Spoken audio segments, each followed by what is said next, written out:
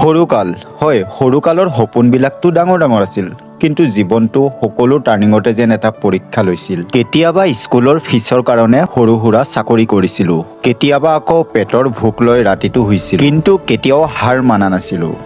দুখ কষ্টৰ মাজেৰে পঢ়ি শুনি ডিগ্ৰী লৈছিলোঁ। মানুহবিলাকে যেতিয়া কৈছিল তই একো কৰিব নোৱাৰ বুলি, তেতিয়া মনটোই কৈছিল আজি কৈ থাক, কিন্তু এদিন হ'লেও তহঁতে দেখা পা। আজি যেতিয়া পিছফালে ঘূৰি চাওঁ, এনেকুৱা লাগে যে মানুহবিলাকৰ কথাবিলাক মিছা নাছিল।